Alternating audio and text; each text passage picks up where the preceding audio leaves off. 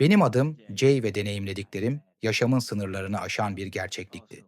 Kimileri buna ölüme yakın deneyim der, ancak ben bunu tam ölüm deneyimi olarak adlandırıyorum. Bu sadece kısa bir bilinç kaybı değil, varoluşun perdesinin ötesine uzanan bir yolculuktu. Evrenin doğası, sevginin gücü ve gerçekliğin sınırsız dokusu hakkında bana derin anlayışlar kazandıran bir serüven. Zorluklar ve dirençle geçen bir hayat. Chicago'nun güney yakasında, Inglewood bölgesinde doğup büyüdüm.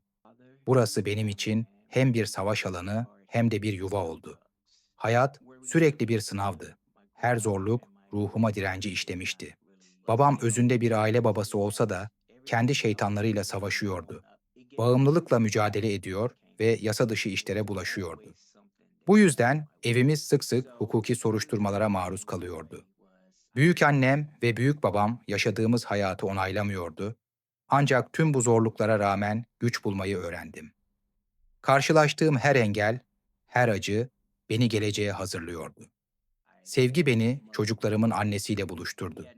Birlikte bir hayat kurduk, dört güzel ruh dünyaya getirdik.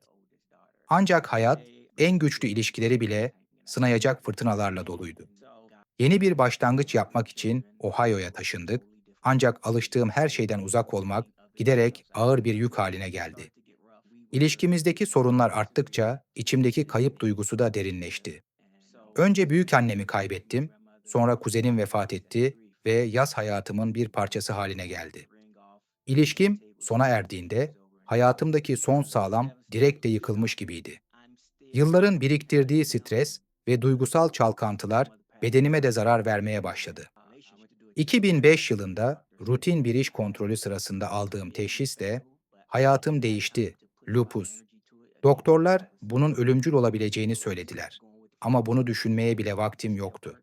Hayat devam ediyordu. Yas ve hastalık sadece arka planda süregelen bir uğultu gibi kalıyordu. Kayıplar bitmek bilmedi. Yıllar boyunca ölüm ailemi takip etti. Büyük büyükannem, amcam, kuzenlerim her biri ruhumdan bir parça kopardı. Ama ben devam ettim. Çünkü başka çarem yoktu. 2013'te bir başka sarsıcı haber aldım. Akciğer embolisi teşhisi kondu. Yine yaşamımı tehdit eden bir durum. Yine bir engel ama her zamanki gibi yoluma devam ettim. 2016'ya gelindiğinde sağlığım daha da kötüleşmişti. Angina, göğüs ağrıları, bitmeyen yorgunluk, vücudum bana sinyaller veriyordu. Ama ben dinlemiyordum. Çalışmaya, hayatta kalmaya fazla odaklanmıştım. Ve sonra 18 Ağustos 2016 gecesi her şey değişti. Eşiği aşmak. O akşam işten eve dönerken göğsümde garip bir his oluştu. Acı değil ama uğursuz bir baskı. Üzerinde durmadım, annemi ve arkadaşlarımı her zamanki gibi arayıp konuştum, sonra uyumaya hazırlandım. Ve bir sonraki an gözlerimi bir hastane yatağında açtım. Etrafım parlayan silüetleriyle sevdiklerimle çevriliydi. Ancak bu ışık sıradan bir aydınlık değildi. Sıcaklık yayan, altın renkli, neredeyse dokunulabilir bir aura yayıyorlardı. Bir kalp atışı ritmi gibi nazikçe titreşiyordu.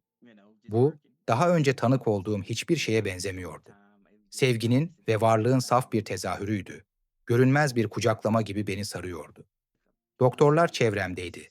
Yüzlerinde hem rahatlama hem de şaşkınlık vardı.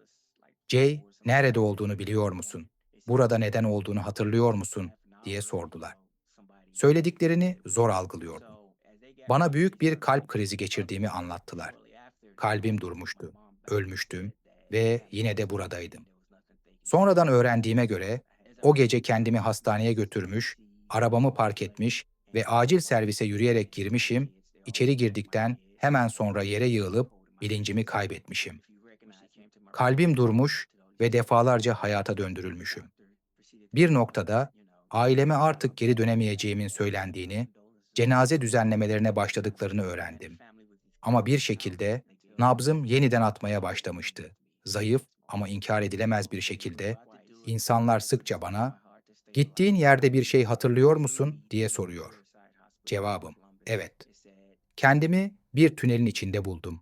Sonu olmayan, kehribar ışığıyla yıkanmış bir tünel. Duvarlardan uzanan gölgeler, Eller bana doğru uzanıyordu, ancak korku hissetmiyordum. Tehditkar değillerdi.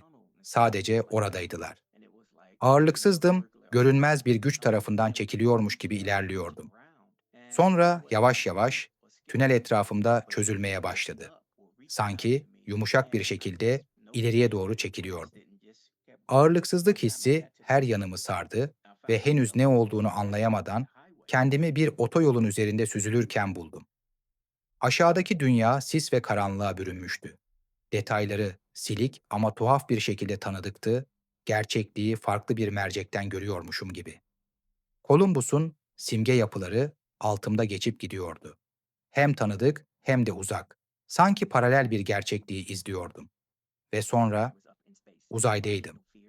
Ne bir bedenim vardı, ne de duygularım, sadece var oluyordum. Her şeyin bir parçasıydım. Önümde uzanan uçsuz bucaksız boşluğa bağlıydım. Sağ tarafımda bir gezegen ışıldıyordu. Kalbinde devasa bir ağaç gibi görünen bir yapının çevresinde akan, nabız gibi atan bir enerjiyle titreşiyordu. Bu enerji içeri giriyor, dışarı çıkıyor, gezegenin özüyle iç içe geçiyordu. Sol tarafımda ise dönen bir yıldızlar yığını dikkatimi çekti. Daha önce böyle bir şey görmemiştim ama tanıdık geliyordu.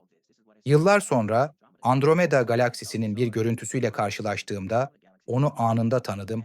İşte bu gördüğüm yerdi. İşte oradaydım. Karanlığın içinden bir ses adımı çağırdı. Döndüm ama hiçbir şey yoktu.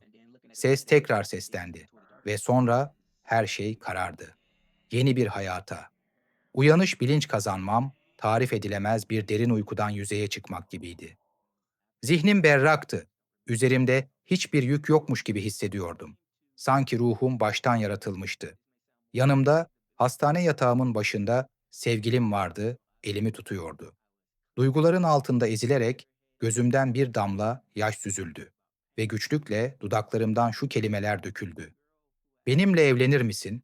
Zayıf düşmüş olsam da ikinci bir şans verildiğini biliyordum ve onu sevgiyle değerlendirmek istiyordum. İyileşme süreci kolay olmadı. Yürümeyi yeniden öğrenmek zorundaydım. Her adım, zayıflamış kaslarımın beni taşıyamayacakmış gibi hissettirdiği devasa bir mücadeleydi. Konuşmak bile başlı başına bir savaştı.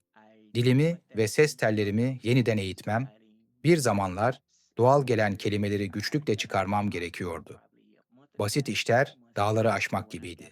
Ve çoğu zaman hayal kırıklığı beni tüketiyordu. Vücudum artık bana ait değilmiş gibi hissediyordum.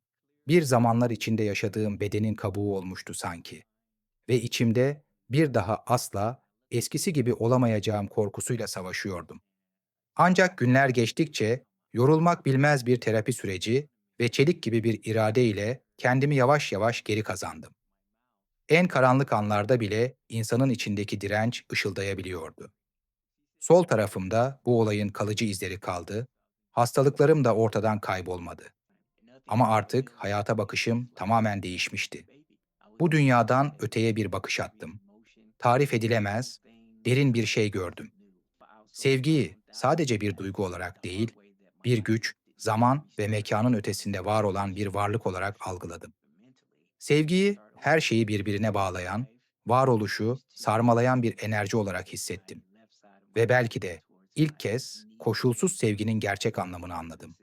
Birçok insan yaşadıklarımı anlamakta zorlanıyor. Kimileri bunun sadece bir rüya ya da zihnin bir oyunu olduğunu düşünüyor. Bilimsel açıklamalar getirenler var. Beynin oksijensiz kalması, nörolojik halüsinasyonlar, diğerleri ise bunun ruhani bir deneyim olduğuna inanıyor, insan anlayışının ötesindeki bir varlıkla karşılaştığımı düşünüyor. Bilimle ya da inançla açıklansın, yaşadıklarım benim için hayatımın en gerçek anlarından biri kadar canlı ve net. Ben ne gördüğümü, ne hissettiğimi biliyorum ve hiçbir şey için pişman değilim. Her zorluk, her kayıp, her acı beni bu anlayışa getirdi. Varoluşun sonsuz derinliğini görmek için. Hikayemi sadece yaşadıklarımı anlatmak için değil, başkalarına ilham vermek için paylaşıyorum. Onlara tüm acıların ve korkuların ötesinde daha büyük bir şeyin olduğunu hatırlatmak için. Sevgi, bağlantı, anlayış ve belki de yaşam perdesinin hemen ardında hepimizi kucaklamaya hazır bir evren bekliyor. Merhaba, Bu videoda belki de daha önce duymadığın ilginç detaylar var. Eğer videoyu izlerken keyif aldıysan beğen tuşuna basmayı unutma. Yorumlarında düşüncelerini paylaşırsan çok sevinirim. Ve elbette daha fazlası için kanalıma abone olmayı ihmal etme. Bu nedenle YouTube üyelik programımızı tanıtıyoruz. Bir fincan kahveden daha düşük bir ücret karşılığında YouTube'da yayınlanmamış özel ve reklamsız bölümlere erişebilirsiniz. Konuklarla canlı soru cevap etkinliklerine katılabilir, bizimle ve diğer ÖYD deneyimleyenlerle doğrudan etkileşimde bulunabilir, canlı etkinliklere katılabilir ve en önemlisi kanalımızın bu önemli deneyimleri dünya çapında ortaya çıkarmaya yönelik sürekli çabalarını desteklemiş olursunuz. Hadi bu yolculuğa birlikte devam edelim.